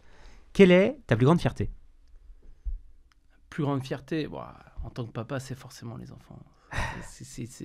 Ça paraît vraiment bateau, mais en fait, tous les soirs, les voir, tous les matins, les voir, même quand c'est difficile, même quand ils te réveillent, même quand... on passe énormément de temps avec les enfants. Vraiment, c'est une priorité pour nous, mais c'est une ressource incroyable et je suis extrêmement fier de les voir grandir. Je trouve ça fascinant de les voir grandir, de les voir aiguiser leur curiosité, poser des questions toujours plus pointues, de challenger. Et en fait, ça m'émerveille. Au-delà de la fierté, c'est de l'émerveillement. C'est dingue, comme c'est puissant comme sentiment. C'est puissant, ce moment où ils dorment, quand tu les regardes, ils dorment, et là, c'est rush d'émotions comme ça. Ton plus grand regret ? Regret, peut-être... alors, je ne suis pas quelqu'un qui a trop de regrets. J'avance, la vie, c'est un destin qu'on saisit tous les jours. Mais j'aurais aimé avoir la chance d'avoir le déclic entrepreneurial ou cette maturation entrepreneuriale plus tôt. Parce qu'en fait, je prends un tel plaisir au quotidien à créer, à avoir de l'impact, en fait, j'aurais aimé l'avoir plus tôt, ce plaisir. Mais bon, après, les choses se font dans un ordre qui est ce qu'il est, en fait. Peut-être que j'aurais jamais fait ce que je fais aujourd'hui si j'avais pas passé toutes les étapes avant. Mais peut-être que ça, parfois, je me dis, j'aurais bien voulu avoir ce même type d'opportunité quand j'avais 25, 28, 32 ans. Mais c'était pas à la mode quand on était jeune. Ouais, après... Ça existait quasiment pas, quoi. Ouais, mais justement, moi, alors, la première entreprise dans laquelle j'ai investi, mon premier bonus, c'est deux copains d'HEC qui, en sortant d'HEC, ont repris une toute petite marque de cosmétiques. À l'époque où tout le monde allait en banque, tout le monde allait en conseil ou chez L'Oréal. Aujourd'hui, ils en ont fait un groupe Et je trouve ça C'est quoi cette marque, fantastique. pardon? Ouais. Alors, la marque de cosmétiques en particulier s'appelle Patika, Mhm. et c'est un groupe un peu plus large qui s'appelle Groupe Finoli aujourd'hui. Mhm.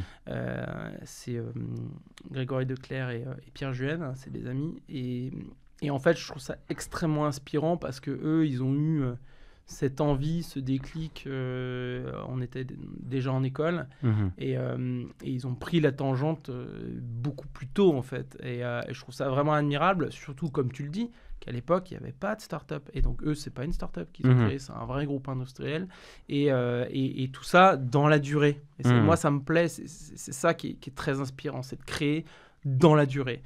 Donc, je les salue parce que c'est, pour le coup, une vraie source d'inspiration aussi au quotidien. Et du coup, tu me donnes la transition sur la question d'après. Quelle est la personne, le film, le bouquin qui t'inspire le plus? Dans les bouquins, je suis passionné par l'histoire en fait, parce que déjà j'aime apprendre, donc quitte à lire quelque chose, autant que ça m'apprenne des choses. Ce qui m'a pas mal frappé ces dernières années dans les livres que j'ai lus, il y a deux biographies, une biographie de Napoléon par Jean-Marie Roal, et l'autre c'était sur Magellan. Mhm. Et en fait, dans les deux, ce qui est absolument passionnant, là encore, tu retrouves cette idée de résilience, de persistance, et aussi d'un peu de... On va chercher l'étoile, on croit en sa bonne étoile, et on avance vers l'aventure. Enfin, Magellan, en fait, quand il partait pour... il pensait que c'était pour 2 mois, mais il ne savait pas si ça allait être 2, 6 ou 8. Il fallait qu'ils réfléchissent quand ils embarquaient à tout ce qu'ils devaient mettre dans le bateau pour durer au moins 2 mois, y compris qu'est-ce qu'ils allaient donner en offrande aux gens qu'ils allaient rencontrer dans des îles incroyables. Et ça, je trouve ça extrêmement inspirant. Pour moi, c'est un peu l'archétype de l'entrepreneur. C'est-à-dire, on part avec une vision, un but, et on arrive à trouver dans ses ressources propres la résilience qui va nous permettre de suivre tout le chemin, malgré tous les zigzags, malgré toutes les bonnes et les mauvaises surprises qu'on va rencontrer. J'adore, c'est déjà la 2e fois qu'on a la biographie de Magellan dans le podcast, donc je pense que là c'est clair, ça devient un must-read pour tous les entrepreneurs. Quelle est ta journée type? Tu nous en as déjà parlé, hein, un peu de choses près. Ah oui, c'est relativement standard. Je me lève à 7h. Je passe du temps avec mes enfants. Voilà, on se prépare. Et puis, petit déjeuner ensemble, bien sûr. Et puis, 8h15, 8h30, je pars. Soit je les emmène à l'école, à pied. Puis je vais au boulot. Soit je vais directement au boulot, suivant si c'est ma femme ou moi. Et puis après, la journée se passe... elle est relativement rythmée, ma semaine. Le matin, c'est plutôt au bureau... avec les équipes, en particulier le lundi, où il y a toutes les réunions, on lance un peu la semaine, tout ça. Et puis après, on aura mercredi, jeudi, beaucoup plus de rendez-vous à l'extérieur, parce que c'est important aussi de passer du temps à l'extérieur. Je le fais pas assez en ce moment, et en fait, ça me fatigue un petit peu. Je pense que c'est important aussi d'arriver à prendre le pouls à l'extérieur, à rencontrer du monde en permanence. Ouais. Donc il y a des moments où on est beaucoup plus dans des sujets dans internes, dans l'admin et tout, et en fait, au bout d'un moment, en fait, ça nous pèse sur le moral. Et puis après, en fin de journée, moi, à 19h30, je suis à la maison parce qu'on veut être avec ma femme, avec les enfants, pour s'occuper d'eux, pour les endormir tranquillement, et puis ensuite, on a un peu un moment à deux. Parfois, je me reconnecte le soir. J'essaye de ne plus le faire. Quand c'est nécessaire, je le fais. Et donc je me couche relativement tôt. On regarde très très peu la télé. On n'a même pas la télévision connectée. On va regarder une petite série Netflix, histoire de penser juste à autre chose 40 minutes, mais c'est tout. Donc c'est une vie relativement simple. Après, on est passionné de restaurant avec ma femme. Ça, c'est vraiment la gastronomie, c'est notre truc. Donc au moins une fois dans la semaine, probablement le week-end, il y aura un restaurant. Un bon restaurant. Ok, waouh, génial, c'est vachement important. Il faut que tu me donnes le guidebook pour réussir à faire ça aussi régulièrement. Qu'est-ce que tu fais le dimanche matin? Le dimanche matin, comme tous les jours de la semaine, je me lève à 7h. C'est vrai? C'est pas forcément mon choix, mais c'est comme ça. T'es juste réglé comme ça, Ah, quoi. c'est pas moi, c'est mes enfants. Et maintenant, moi, du coup, bien sûr. Mais non, mes enfants sont parfaitement réglés, un peu trop. Donc, le dimanche, 6h30, 7h, debout. Ils veulent encore prendre le petit déjeuner avec nous, donc on prend le petit déjeuner. Et puis après, ce sera relativement classique. Si c'est le samedi, ce sera une petite course au marché. Voilà, et puis un peu de sport. Mais en général, on va courir le samedi matin avec ma femme. Le dimanche matin, on va rester tous les quatre. S'il fait beau, on va peut-être aller se promener un petit peu avant le déjeuner, peut-être aller faire quelques courses dans les commerces du coin, classique. Et puis cuisiner un petit peu aussi. Voilà, moi je suis pas un grand cuisinier du tout, mais cette petite déconnexion de aller quelques heures ou quelques dizaines de minutes pour créer un petit ratatouille, créer des courgettes sautées, ce genre de choses. En fait, je trouve ça assez puissant comme petite routine. Ouais, et on en parlait en off, hein, c'est un point commun que vous avez avec Denis Saada qui nous avait recommandé, hein, c'est grâce à lui que tu es autour de cette table aujourd'hui. Vous aimez tous les deux couper les légumes, faire cette petite ratatouille. Ouais, je pense que alors, c'est un peu la même chose qu'avec le jardinage. Il y a des gens qui vont aimer gratter un petit peu la terre parce qu'il y a un côté un peu charnel déjà à toucher les légumes. Voilà, il y a un côté, enfin c'est très sensuel, on va sentir les oignons qui crépitent, on va sentir, enfin c'est quelque chose qui nous est très remet dans le quotidien, dans le concret, dans le physique, et qui nous permet plus facilement du coup de déconnecter. Donc au même titre que certains vont aimer peindre, vont aimer jardiner, en fait il y a ce truc physique. Et puis aussi, il y a toujours, pour revenir à ce qui me passionne en tant qu'entrepreneur, l'idée de créer quelque chose, d'avoir un peu d'impact en créant quelque chose qui sert, qu'on sert en l'occurrence. Ouais. Comment tu vois la suite? Question très large. La suite, mais il y a tellement de chemins possibles. C'est quoi ta prochaine boîte? Je sais pas si ça sera une boîte. Ça, c'est une vraie question parce que, en fait, donc moi, ça fait quand même quelques années maintenant que j'investis, soit en direct, soit via des fonds. Et c'est quelque chose qui me plaît et je pense qu'il y a une vraie valeur ajoutée à accompagner les entrepreneurs si on a déjà un peu d'expérience, notamment en tant qu'entrepreneur soi-même, mais aussi en tant que un passage dans un gros scale-up, aussi le passage en banque, je pense que ça a de la valeur, hein, c'est vraiment très technique pour le coup. Et donc c'est potentiellement une place d'operating partner ou je sais pas comment on l'appelait, peu importe, ou d'investisseur un petit peu activiste au bon sens du terme, c'est-à-dire investisseur angel qui accompagne vraiment, peut-être arriver à structurer un peu ce rôle et cette approche, c'est quelque chose qui me plairait, mais clairement pas aujourd'hui. On verra dans 5 ans, dans 10 ans, dans 15 ans, je sais pas ce qui peut se passer. Voilà. Et après, on sait jamais. Les opportunités, elles arrivent, il faut savoir les repérer et les saisir. Peut-être qu'il y aura des opportunités qui vont émerger et que j'arriverai à saisir. C'est sûr. C'est certain, on en est certain. Est-ce que tu as un coup de gueule? C'est dur les coups de gueule. Ouais, je sais. Si je me laisse aller, j'ai trop de coups de gueule. T'inquiète, il y a plein d'autres questions. Il reste 2 autres questions après. Non, les coups de gueule, c'est un peu ce que je disais tout à l'heure, c'est-à-dire que c'est très important qu'il y ait du financement pour les entrepreneurs. Je pense que c'est très bien ce qui est en train de se passer aujourd'hui, cette idée d'avoir déjà des valorisations qui sont un peu plus raisonnables et basées sur des métriques, une approche, tout ce qui est efficience du capital et tout. Donc revenir un peu à un peu de rationnel dans l'investissement. Donc ça, le coup de gueule, c'est de dire en fait c'est facile de taper sur les entrepreneurs qui aujourd'hui qui ont bénéficié de beaucoup d'argent et qui aujourd'hui peut-être ont un peu plus de mal à prendre ces tournants-là, mais qu'on n'entend pas forcément beaucoup les investisseurs derrière en fait, parce que souvent ces entrepreneurs, il y en a beaucoup qui étaient jeunes, voire très jeunes, quand ils ont monté leur boîte. Peut-être que c'était aussi le rôle des investisseurs derrière, de les accompagner Bien un sûr. peu plus. Parce qu'on leur a dit de cramer, on leur a dit de burner. Et voilà, et ça, je pense qu'aujourd'hui, j'ai pas encore trop entendu de réactions sur ce sujet-là. J'ai vu beaucoup d'entrepreneurs qui ont pris très très cher, pour être vulgaire. Mais je pense qu'il y a une vraie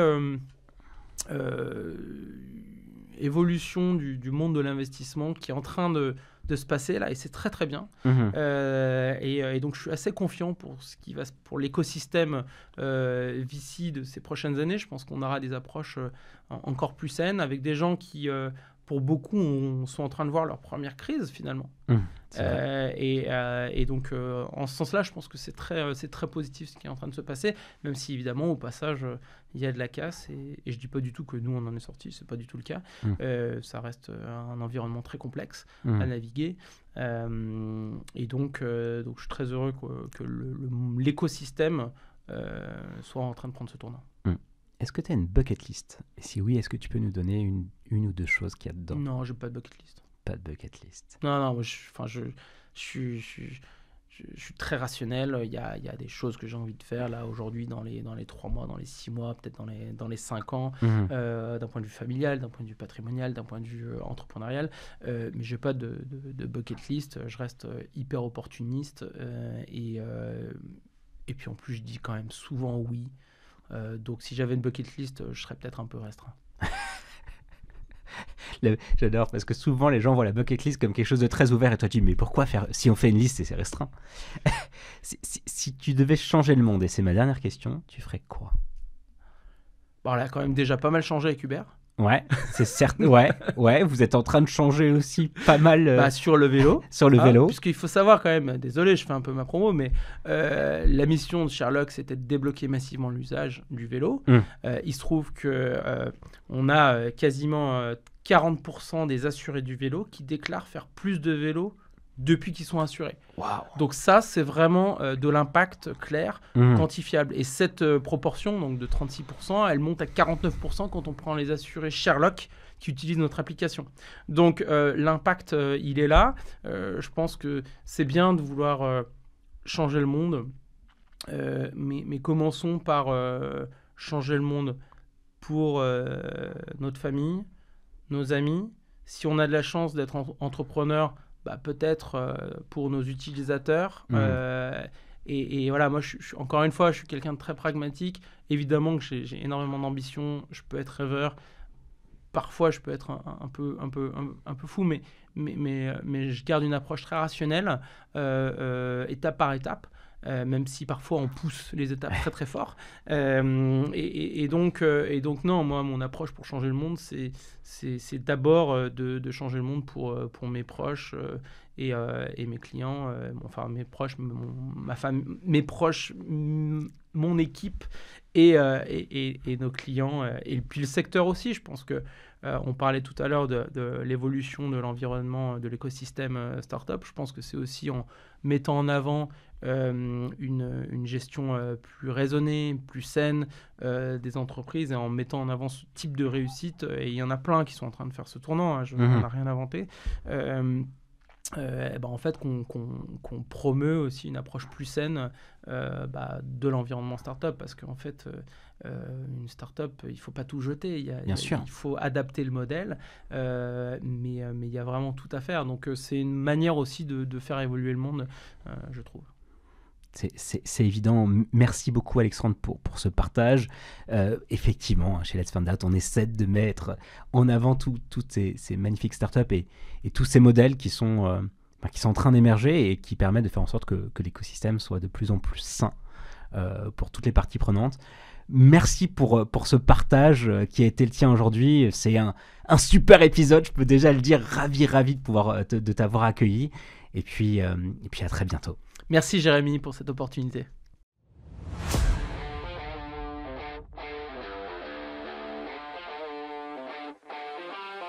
Chers auditeurs, merci de nous avoir écoutés jusqu'au bout. J'espère que vous avez passé un bon moment en notre compagnie et que vous avez appris plein de choses sur la levée de fonds. Si ce podcast vous a plu, aidez-nous à le faire connaître. Parlez-en autour de vous, à vos amis, à vos proches, qu'ils soient entrepreneurs en levée de fonds ou tout simplement curieux d'entrepreneuriat et d'innovation. Abonnez-vous dès maintenant sur vos plateformes préférées pour ne manquer aucun des prochains épisodes. Donnez-nous 5 étoiles et surtout n'hésitez pas. C'est essentiel pour nous afin de gagner en visibilité et faire découvrir le podcast au plus grand nombre. Vous pouvez également bien sûr nous suivre sur LinkedIn, Instagram et YouTube pour découvrir les coulisses du podcast, continuer nos échanges et nous proposer les entrepreneurs que vous voulez absolument entendre à ce micro. Il me reste à vous donner rendez-vous au prochain épisode. À très bientôt sur Let's Find Out.